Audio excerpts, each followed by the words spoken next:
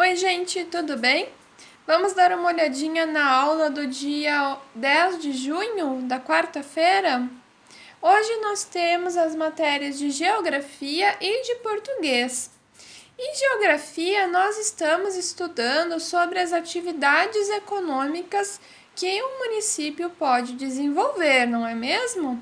Primeiro, então, estamos vendo as atividades econômicas que são realizadas na área rural. Nós já vimos a agricultura e a pecuária. Hoje chegou a vez da gente ver o que é o extrativismo. No campo, também se desenvolve o extrativismo, que é a atividade de extrair ou coletar recursos diretamente da natureza. Os recursos da natureza podem ser de origem vegetal, animal ou mineral. Observe as fotografias e leia as legendas. Então, na primeira imagem ali, nós temos a imagem de exploração da madeira. A exploração da madeira é a principal atividade extrativista vegetal no Brasil.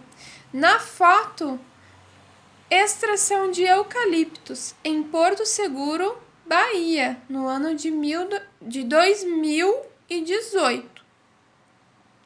A segunda imagem, pesca do caranguejo, é um exemplo de extrativismo animal, especialmente para o consumo humano.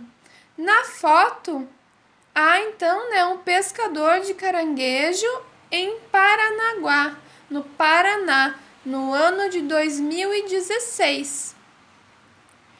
E a última imagem ali, extração de carvão mineral.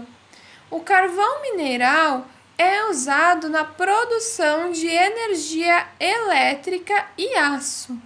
Na foto, extração de carvão mineral em Treviso, Santa Catarina, no ano de 2016.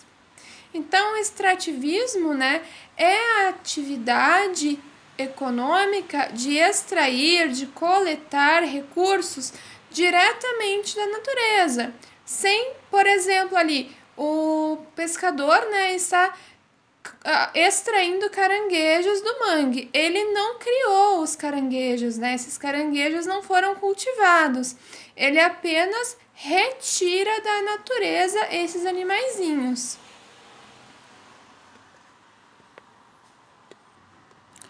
Agora vamos dar uma olhadinha nas atividades que a gente tem para fazer.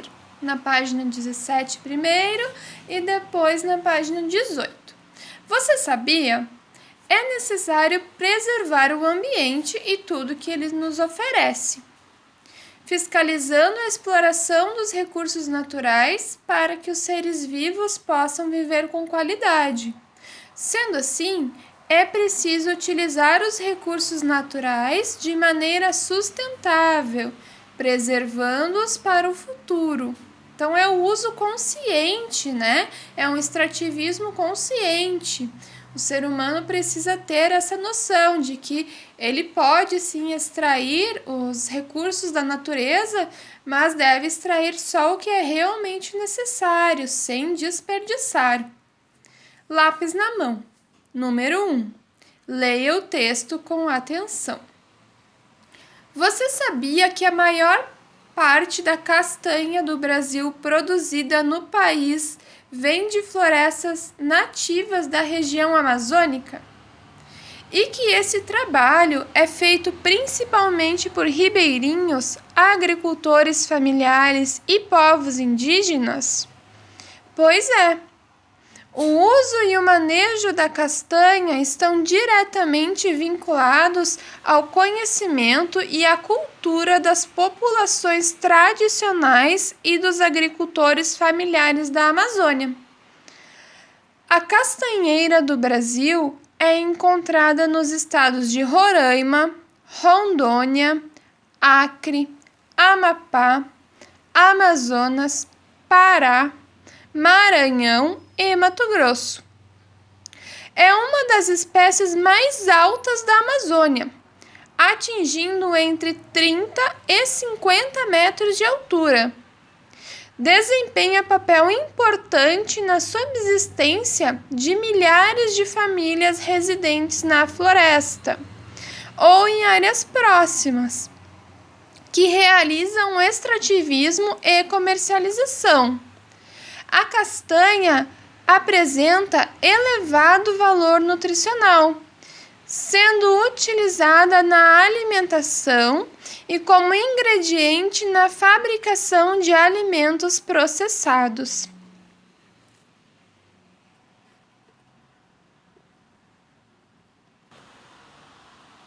Na página 18, então, nós faremos a atividade 1, que vai da letra A até a letra E, tá bem? Número 2 nós não vamos fazer. Letra A. Sobre qual recurso natural o texto trata? O texto trata sobre a castanha do Brasil. Letra B. Quem são os principais responsáveis pela extração da castanha do Brasil na região amazônica? São os ribeirinhos, os agricultores familiares e os povos indígenas. Letra C. A coleta da castanha do Brasil é uma atividade é uma atividade extrativa vegetal, extrativa animal ou extrativa mineral? É extrativa vegetal, primeira opção. Letra D. Com lápis de cor verde, pinte no texto os estados onde a castanha do Brasil é encontrada. Então, vocês vão voltar lá no texto, né? Encontrar o nome dos estados onde existe a castanha do Brasil e pintar os nomes. São os estados de Roraima, Rondônia, Acre, Amapá, Amazonas, Pará, Maranhão e Mato Grosso.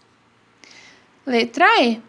Com o lápis de cor laranja, pinte no texto algumas das utilidades da castanha no Brasil. Vocês vão encontrar lá, né, aonde que a castanha é utilizada, como que ela é consumida. Ela é utilizada na alimentação e como ingrediente na fabricação de alimentos processados. Então, vocês vão encontrar no texto onde está esse trechinho, né, essa informação, e vão pintar de laranja. Agora, vamos dar uma olhadinha nas atividades de português. A gente inicia, então, as atividades de português de hoje com o exercício Diga aí. Nós estamos entrando na unidade 5 da apostila de português de vocês. Essa unidade vai trazer exemplos de jogos que foram criados pelos povos nativos aqui do Brasil. Diga aí. Aqui, então, a gente tem, né, um desenho, uma imagem de uma comunidade indígena. Que lugar é esse que aparece na imagem? É uma aldeia indígena, né? Número 2. Você reconhece os elementos que estão presentes nessa imagem? Quais? Quais que vocês, assim, olhando, vocês reconhecem? Temos ali o arco e flecha, né? Temos as crianças brincando. Temos aqui a moradia dos indígenas, né? Temos vegetação. Então, vários elementos, né, que a gente consegue reconhecer na análise dessa imagem. Do que brincam as crianças que aparecem na imagem? Algumas crianças estão brincando de correr, aqui, né? Algumas crianças aqui brincando com arco e flecha. Aqui também tem o exemplo de uma menina que vem chegando, ó, que estava colhendo frutos. Esse exercício aqui é só para vocês analisarem e conversarem, falarem, tá? Não precisa escrever as respostas. Vamos olhar agora a próxima página. Na página 30, vem um assunto novo pra gente, um gênero textual que até então a gente não tinha visto, chamado e-mail. E-mail é um tipo de comunicação, né? É como se fosse uma carta virtual.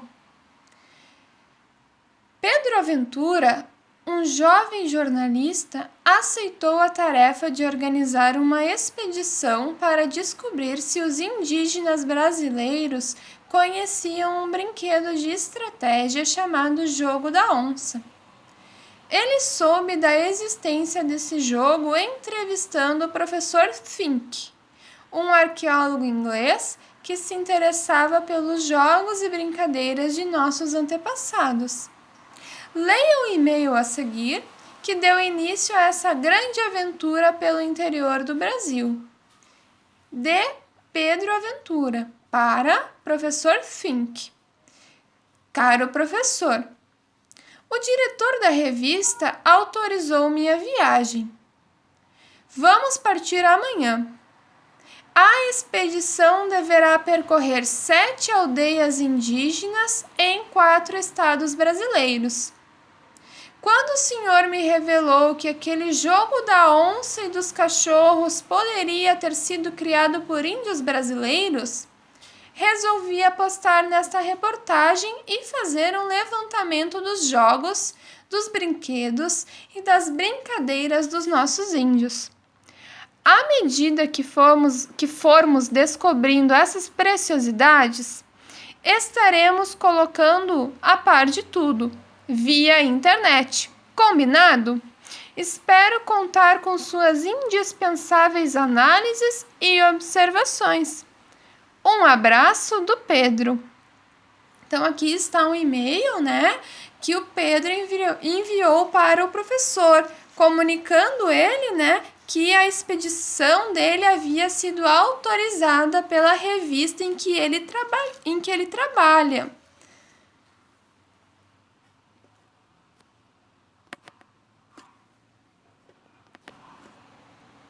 Aqui na página 31, então, nós temos exercícios para fazer sobre esse e-mail. Número 2. Pedro é jornalista e professor Fink é arqueólogo. Faça uma pesquisa e escreva as funções desempenhadas pelas pessoas que exercem essas profissões. Letra A, jornalista. Jornalista é o profissional responsável por repassar ao grande público notícias e informações. E arqueólogo é o profissional que estuda e pesquisa o modo de vida dos povos antigos. Profissão legal, né? Eu acho bem legal. Número 3. Quem escreveu o e-mail? Pedro Aventura. Número 4. Para quem ele escreveu? Para o professor Fink. Número 5. Qual é o assunto principal tratado no e-mail? A aprovação da expedição pelas tribos brasileiras? Jogos e brincadeiras indígenas? A profissão de Pedro Aventura. O assunto principal no e-mail é justamente a aprovação da expedição pelas tribos brasileiras, né? Ele escreveu o e-mail para comunicar o professor de que a expedição foi aprovada. Então, é a primeira opção. Número 6. Opa, caiu a apostila aqui. Número 6. Que locais a expedição percorrerá? Percorrerá, então, 7 aldeias e 4 estados brasileiros. Número 7. Qual é a finalidade de um e-mail? Por que as pessoas escrevem e-mails? Um e-mail, ele tem a finalidade, ele serve para as pessoas se comunicarem entre si. É uma forma de comunicação, um e-mail. Número 8. Leia novamente o e-mail e numere sua estrutura na ordem em que aparece. Então, o e-mail, ele tem uma estrutura, né? Primeiro, a gente vai ter o vocativo, que é para quem esse e-mail é direcionado, né? O vocativo é a mesma coisa que destinatário, é para quem o e-mail está sendo enviado. Depois nós vamos ter o texto, né, propriamente dito, o recado, o comunicado que a pessoa que está enviando quer passar. E por último teremos a despedida, seguida da assinatura. Vamos olhar novamente então o e-mail do Pedro para ir identificando ali esses pontos. Voltei então aqui na página 30, né? Caro professor. Então aqui já temos o vocativo, né? O professor. O diretor da revista autorizou a minha viagem. Vamos partir amanhã. A expedição deverá percorrer 7 aldeias indígenas em 4 estados brasileiros. Quando o senhor me revelou que aquele jogo da onça e dos cachorros poderia ter sido criado por índios brasileiros, resolvi apostar na reportagem e fazer um levantamento dos jogos, dos brinquedos e das brincadeiras dos nossos índios. À medida que formos descobrindo essas preciosidades, estaremos colocando a par de tudo, via internet. Combinado? Espero contar com suas indispensáveis análises e observações. Aqui nós temos, então, a mensagem, né? O comunicado. Temos o texto. Um abraço do Pedro. Um abraço, aqui é a despedida, e Pedro, a assinatura. Portanto, temos essa ordem: vocativo, texto, despedida e assinatura. Então, aqui no número 8, vai ficar na seguinte ordem, né? Despedida e assinatura é o último ponto. Vai ser número 3. Vocativo, para quem é a mensagem. Primeiro ponto do e-mail, número 1. E texto vai ser, né, o número 2, porque fica entre o vocativo e a despedida e assinatura. Agora, vamos dar uma olhadinha no livro de atividades, tá? Nós temos a página 14 para fazer também. Na página 14 do livro de atividades de vocês, nós temos mais um exercício sobre e-mail. Leia o e-mail a seguir. Para lulamolusco@hotmail.com. Aqui nesse espaço é onde a gente digita o endereço de e-mail, o endereço digital, né? Assunto: um pedido do senhor Sirigueijo. Então, né? Vem o vocativo ali, Lula Molusco. Agora vem o texto. Cuide bem do caixa e não se esqueça de proteger meu rico dinheirinho. A despedida, um abraço. Assinatura, senhor Sirigueijo. É o e-mail do senhor Sirigueijo para o Lula Molusco. Pelo visto, o senhor Sirigueijo ia viajar e ia deixar o Lula Molusco cuidando do caixa do restaurante, né? Número 2. Quem escreveu esse e-mail? Quem escreveu esse e-mail foi o senhor Sirigueijo. Para quem ele escreveu? Para o Lula Molusco. Número 4. Qual é o assunto principal tratado no e-mail? O senhor Sirigueijo escreveu o e-mail, né, pedindo para o Lula Molusco cuidar bem do caixa e não esquecer de proteger o rico dinheirinho dele. Analisando as frases ali, né, a gente percebe que é a primeira alternativa. O senhor Sirigueijo pediu para o Lula Molusco cuidar de seu dinheirinho. Primeira alternativa que acerta. Número 5. Leia novamente o e-mail e numere os itens que formam sua estrutura na ordem que aparecem no texto. Mesmo exercício que a gente fez lá na apostila, né? Nós temos ali 4 tópicos. Temos o tópico da despedida, o vocativo, que é para quem é a mensagem, né? O destinatário da mensagem, a assinatura e o texto. Então, número 1 vai ser o vocativo, né? Lula Molusco. Depois do vocativo vem o texto. Cuide bem do caixa e não se esqueça de proteger meu rico dinheirinho. O texto vai ser número 2, então.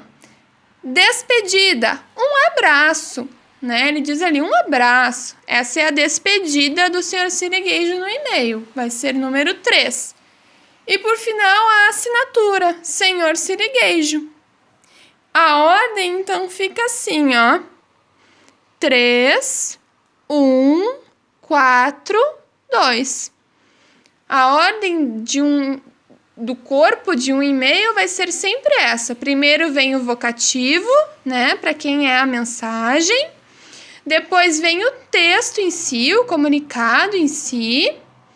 Depois vem uma despedida, né, que pode ser um abraço, um beijo, até mais, né?